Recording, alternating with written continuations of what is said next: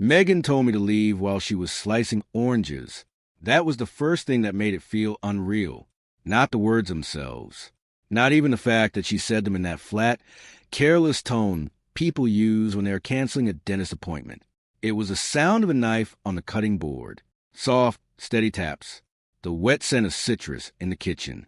The late sunlight falling across the counter, like it was any other Tuesday evening in our house outside Boise.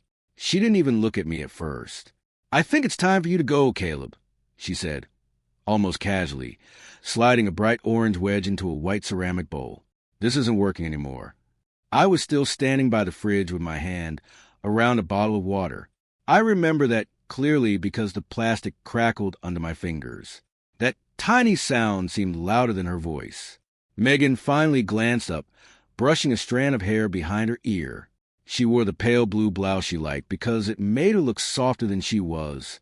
Her wedding ring caught the light as she reached for another orange. No hesitation. No tears.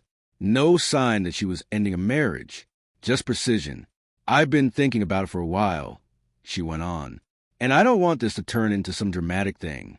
It would be better if you just packed a few things and left tonight.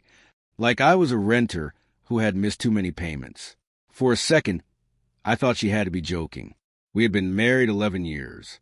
We had a rhythm, a house, 1,000 routines built so tightly together that I couldn't imagine one of us speaking like the other was temporary. Even when things had turned cold between us, I still believed cold could be fixed, distance could be crossed, silence could be explained. But Megan looked at me with total calm.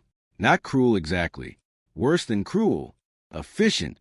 Behind her, the dishwasher hummed. The overhead fan clicked every few seconds. On the kitchen table sat the mail I had brought in that morning, still stacked neatly beside her laptop. All the ordinary things were exactly where they belonged. Only I wasn't. "So that's it?" I asked. She shrugged, then dropped another orange slice into the bowl. "I think it should be." I studied her face, waiting for some crack in it, some flicker of guilt, some sign that this was hard for her. There was nothing. She had already left the marriage. She was just informing me that my body needed to catch up. I didn't argue with her. That was what unsettled Megan first. Not anger, not pleading, the absence of both. I set the water bottle down on the counter and looked at her for a moment longer. She went on separating orange slices with the tip of the knife, the blade flashing under the kitchen light. She had prepared herself for resistance. I could see it in the way her shoulders were set, in the little pauses between motions, like she was waiting for me to raise my voice so she could call me unreasonable. Instead, I said, "All right." Her hand stopped, just for a second. Then she resumed cutting, but slower this time. "All right?" "Yes." I walked past her and out of the kitchen before she could shape that into something else. Upstairs, the house felt strangely hollow, as if my footsteps already belonged to a place I no longer lived in. Our bedroom door was half open. The bed was made. Her side table held the lavender hand cream she used every night, and a novel with the bookmark still tucked near the end. Nothing in the room suggested a life in collapse. I took a duffel bag from the closet and laid it on the bed. Then I packed with the kind of calm you only reach when something has already broken inside you.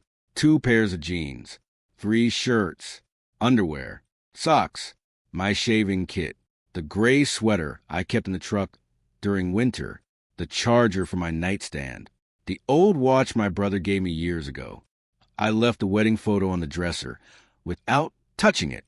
Downstairs, I could hear cabinet doors opening and closing, Megan moving around the kitchen.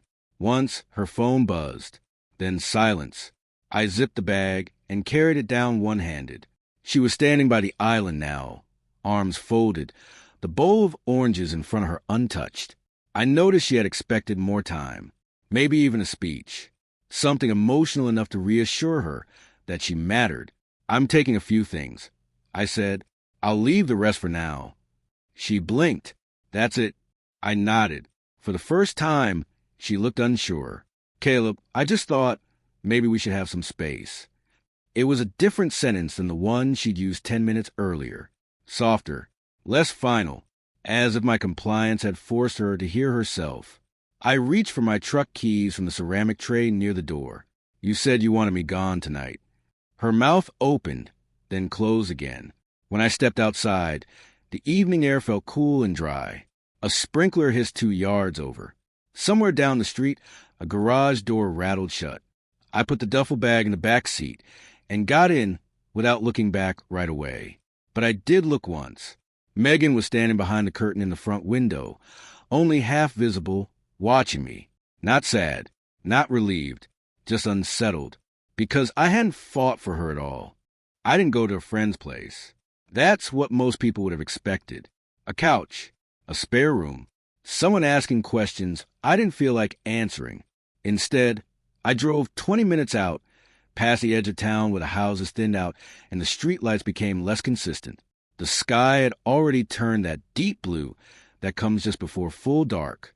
My headlights cut through dust and quiet. The storage facility sat behind a chain-link fence, the sign flickering slightly. I hadn't been there in over a year, but I knew the code without thinking. Muscle memory. The gate buzzed and slid open. I parked near the back, where the older units were. Less traffic, less attention.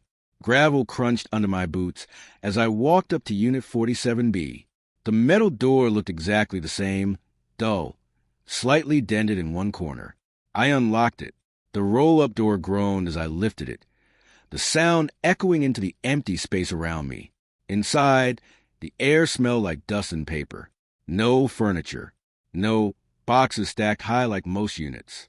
Just one steel cabinet against the far wall. I stepped in and pulled the cord for the single overhead bulb. It flickered once, then steadied. The light was harsh, clinical. It didn't belong in a place like this. I closed the door behind me. For a moment, I just stood there, letting the silence settle. This place had always felt separate, like a version of my life Megan never touched, never asked about, never cared enough to notice. That used to bother me. Now it didn't. I walked over to the cabinet and unlocked it with a second key from my pocket. The hinges creaked as I opened it. Inside were folders. Dozens of them. Thick, labeled, organized. Contracts. Land surveys. Water access maps. Legal correspondence. Old financial records tied to projects no one in Megan's family had ever taken seriously. Things they had dismissed years ago as small, irrelevant beneath them. I pulled one folder out and flipped it open, scanning the first page. My name was there. Signed clean. Dated. Valid. Binding. Forgotten. I leaned back slightly, resting against the cold metal of the cabinet. Megan thought I had nowhere to go, that I was walking out with nothing but a duffel bag and whatever dignity I could carry. What she didn't understand was simple. I had never built my life in one place, and some parts of it were still waiting, exactly where I left them. I found it in the third drawer. It wasn't labeled in any obvious way, just a thin gray folder tucked between thicker stacks of paperwork. The kind people overlook because it doesn't look important enough to matter. I pulled it out slowly. Dust lifted into the air, catching in the light above me. The paper inside was older than the rest, slightly yellowed at the edges. The kind of document that had been filed away and forgotten not by accident, but by assumption. I opened it. The first page was a standard access agreement. Legal language. Clean formatting. Nothing dramatic. If you didn't know what you were looking at, you'd skim it and move on. Megan's family name sat near the top. Their vineyard. I flipped to the signature page. There it was. Her father's signature. Richards, bold, impatient. Slanted slightly upward like he had signed it mid-conversation without really reading. Beneath it, mine. Precise. Centered. Intentional. I remembered the day. Not the exact date, but the feeling. Hot afternoon. Dry wind moving through rows of grapevines. The irrigation system had been failing for weeks back then. Pressure issues. Inconsistent flow. Entire sections of the vineyard struggling because water wasn't reaching evenly. They had been losing money quietly. I had offered a solution, not as a favor, as a transaction. I leaned against the cabinet and turned the page. There it was, the clause, buried halfway through the document, wrapped in language dense enough to discourage attention. Most people never read that far. Richard hadn't. He had skimmed, nodded, signed, because to him, I had been useful, but never dangerous. The clause granted control over access routing to the supplemental irrigation line, not ownership of the vineyard, not profits, just something small, something technical, something easy to dismiss. But a vineyard didn't pull water directly from a natural source. It relied on a redirected supply, channeled through a specific route, a route tied directly to the system I had financed and arranged years ago. And that route ran through land that wasn't theirs. I closed the folder halfway and stared at the page again, slower this time. Binding. No expiration. No override clause without mutual consent. I exhaled quietly. Megan had asked me to leave like I was disposable, temporary, replaceable. Her family had done the same thing years earlier, just in a different way. Smiles, handshakes, assumptions. They thought they were doing me a favor, letting me be involved.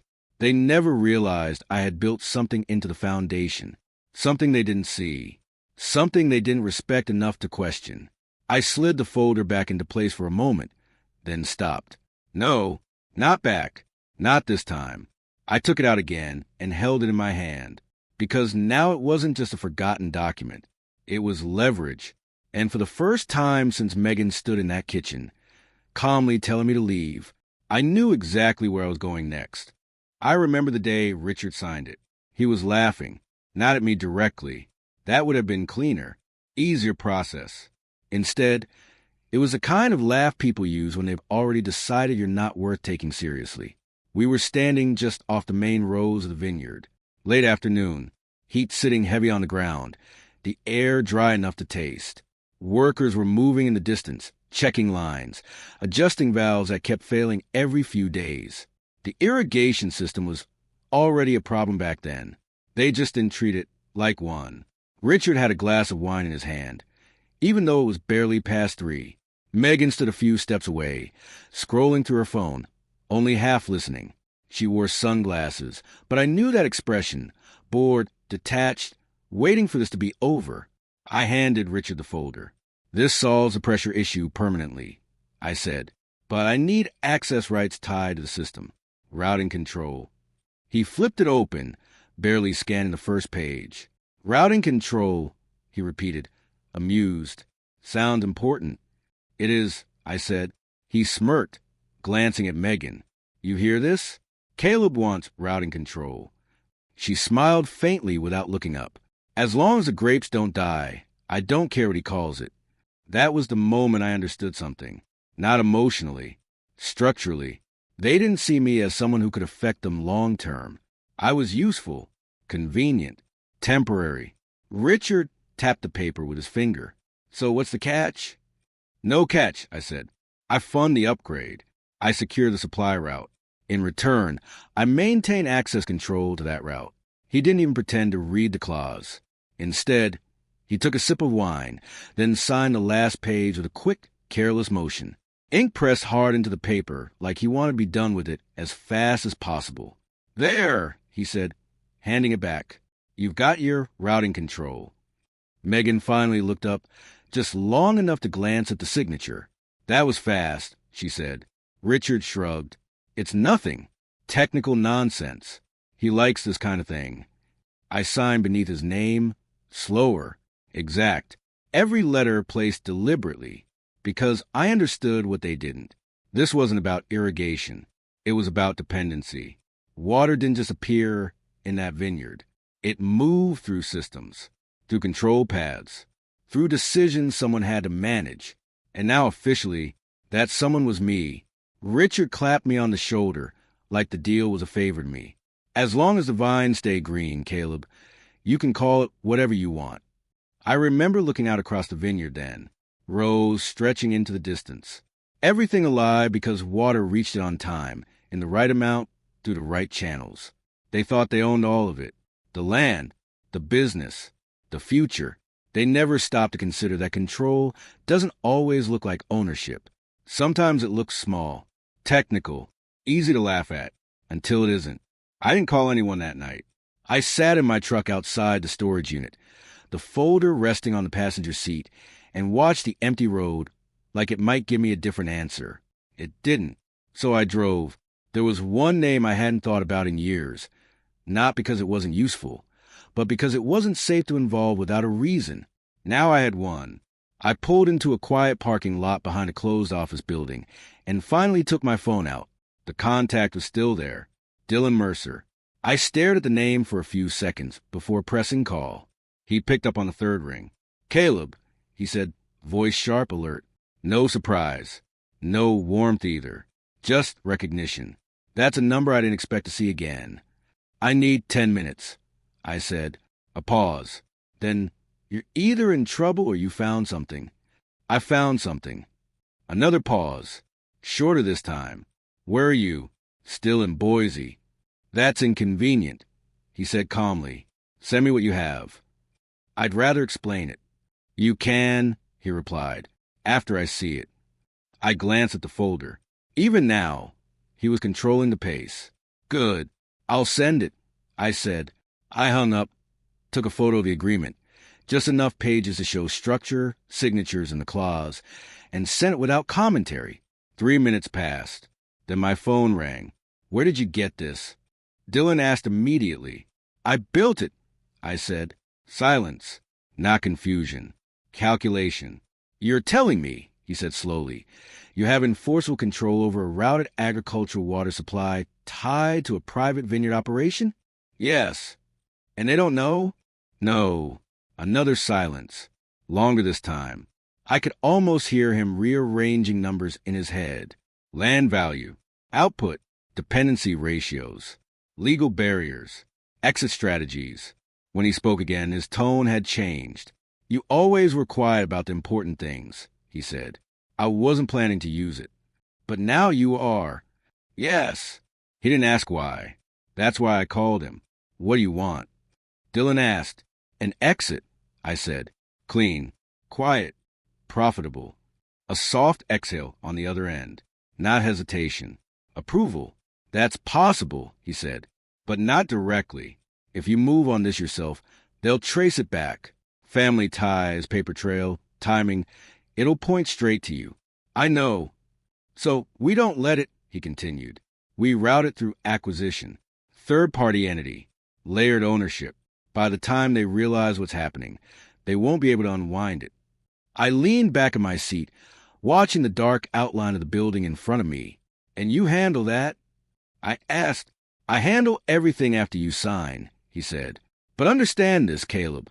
Once it's transferred, it's gone. You don't get control back. You get paid and you walk away."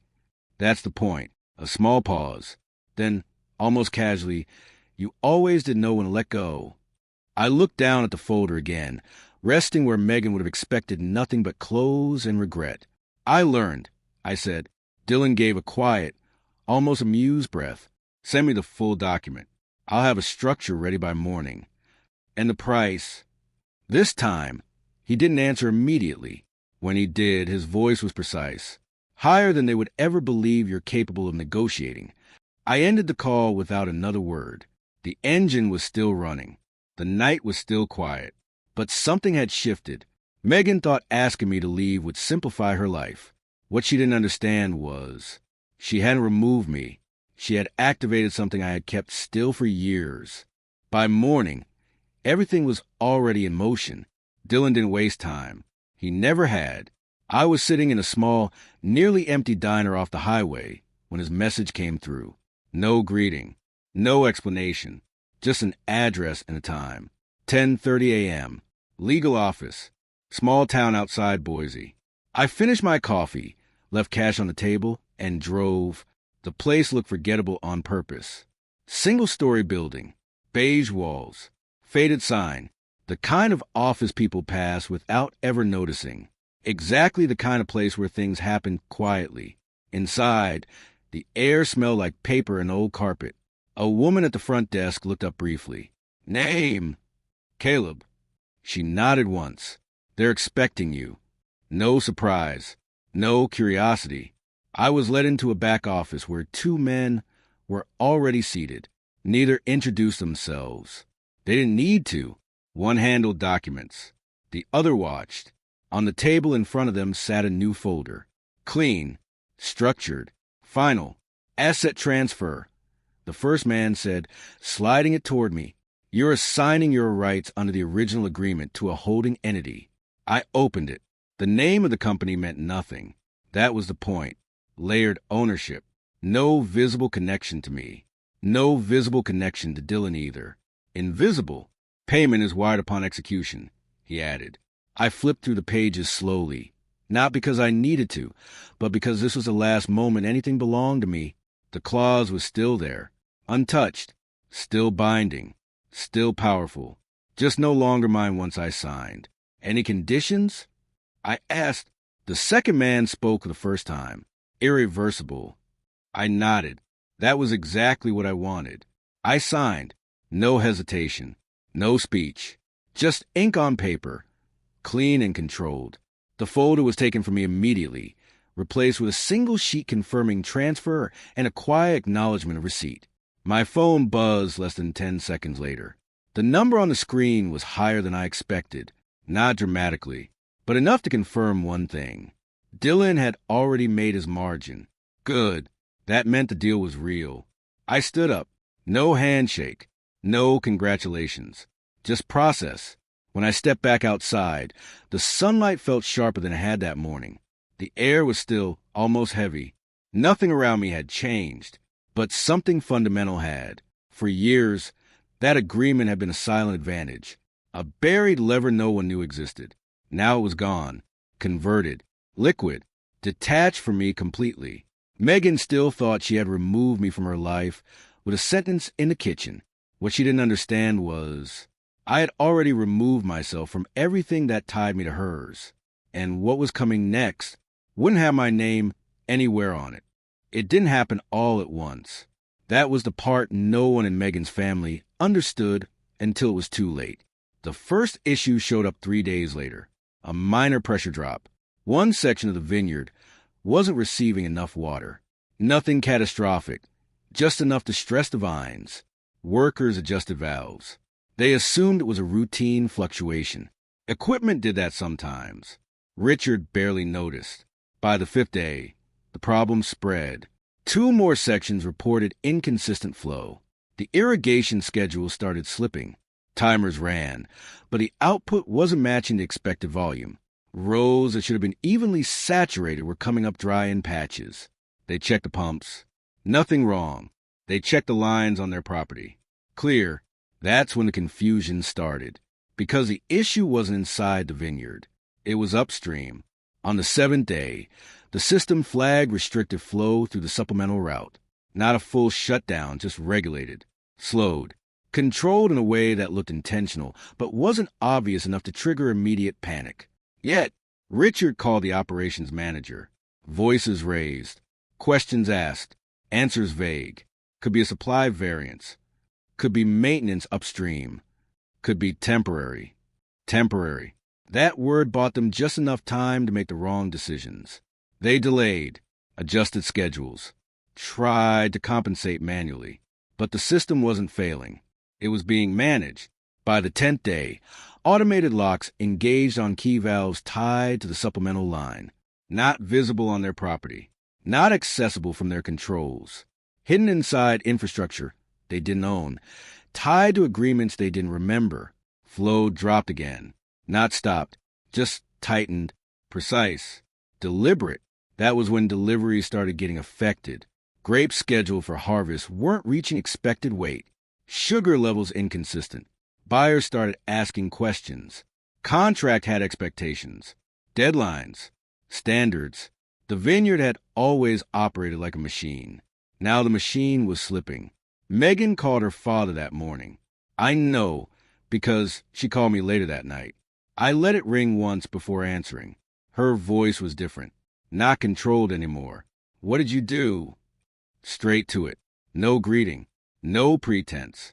I leaned back in the driver's seat of my truck, parked somewhere quiet, somewhere far enough that her world felt distant. I didn't do anything, I said. That's not true, she snapped. Something's wrong with the water system. Dad says it doesn't make sense. It's like someone's controlling it. I looked out at the empty road ahead of me.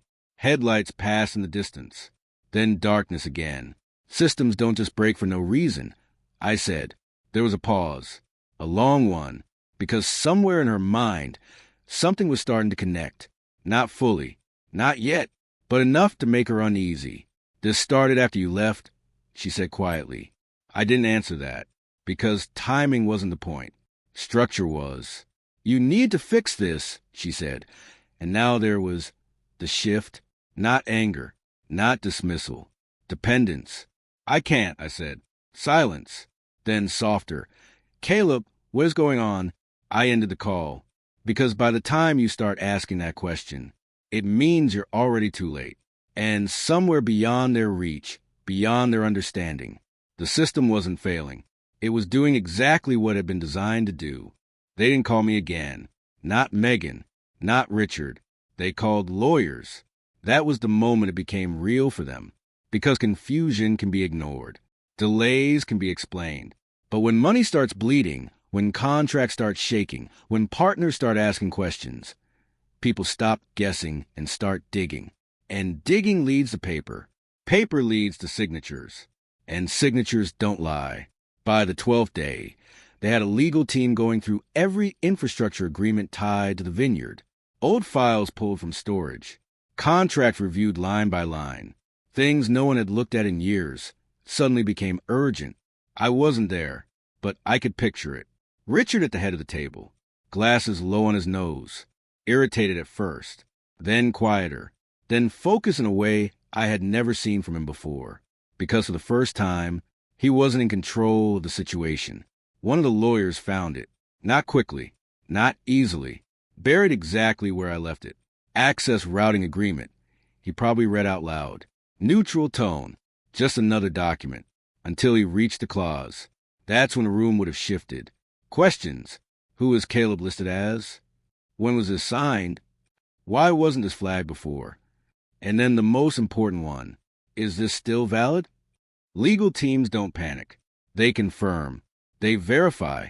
They look for exits. There weren't any. Binding agreement. No expiration. No unilateral termination. Control of the supplemental water route tied directly to that clause. And that route was now owned by an entity they had never heard of. That's when my phone lit up again. Richard this time. I let it ring twice before answering. His voice was nothing like I had ever heard before. No arrogance. No dismissal. Just controlled urgency. Caleb, he said, we need to talk. I didn't respond immediately. I let the silence sit long enough for him to feel it. Then, about what? He exhaled slowly. We reviewed an agreement, one you were part of. Years ago, I said, yes, he replied. And it appears that agreement affects our current operations. Appears? I asked. Another pause. Careful this time. Measured. It does, he admitted. There it was. Recognition. Not of me. Of reality. You signed it, I said. I didn't understand the implications at the time. I did. Silence again. Longer now. He shifted tone slightly. The rights tied to that agreement, they've been transferred. Yes. To who? That doesn't matter. It matters to us. Not anymore, I said calmly. I could hear something in the background. Voices, movement, pressure building on the side of the call. Caleb, he said, firmer now, trying to regain control. This is a serious situation. We are prepared to negotiate. It's already been negotiated. That stopped him, because he understood what that meant. This wasn't leverage I was holding. This was leverage I had already sold. You've put us in a very difficult position, he said. I looked out through the windshield, watching nothing in particular. No, I said quietly. You did that when you signed something you didn't read. His breathing slowed. He was adjusting, accepting, calculating damage instead of denying it. Our lawyers believe this will be costly, he said. It will, I replied. Another silence. Then lower, almost to himself, Jesus. That wasn't anger. That was realization. Because now they understood something they should have years ago. They hadn't lost control today. They had given it away back then. They just hadn't noticed until now. Megan showed up 3 days later. No warning. No message. Just her car pulling into the gravel lot outside the place I was staying, dust rising behind her like she had driven too fast to think. I saw her through the window before she knocked. She stepped out still wearing that same control version of herself. Hair done, clothes precise, but it didn't hold the same way anymore. There were cracks now, small ones, visible if you knew where to look. I opened the door before she could knock twice. For a second, we just stood there. Then she said, "We need to talk."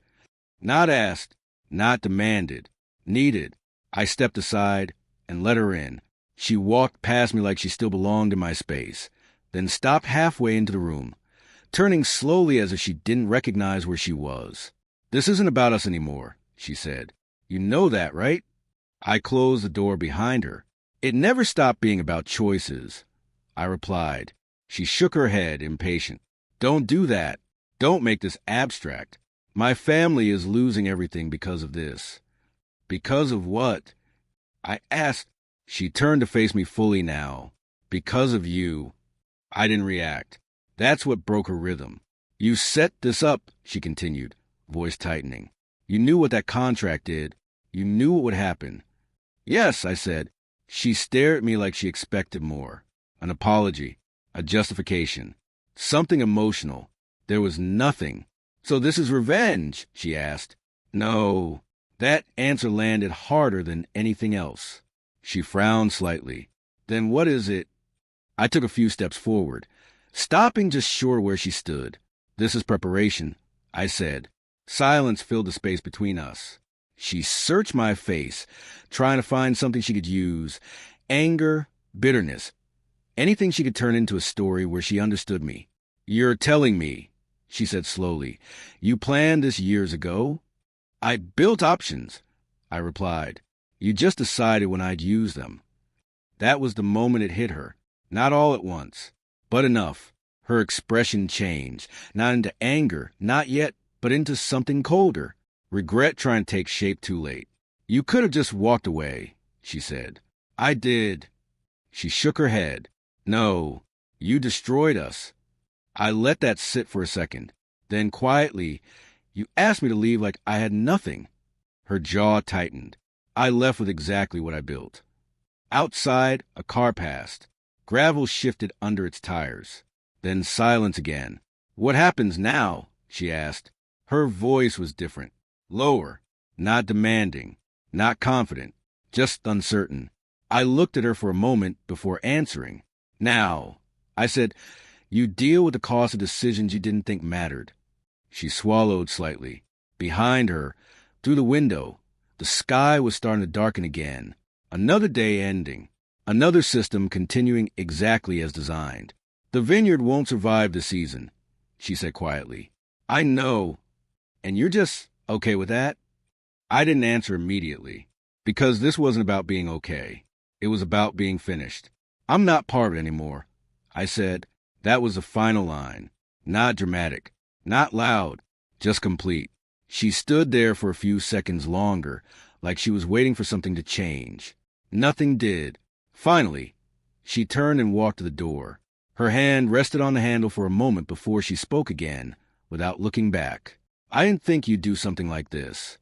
I watched her open the door. "You didn't think I'd do anything," I said. She didn't respond. The door closed behind her with a soft, hollow sound. I stood there for a while after she left. No anger, no satisfaction, just quiet, because in the end, it wasn't about taking anything from her. It was about this. When she decided I didn't matter, she made the only move that actually did.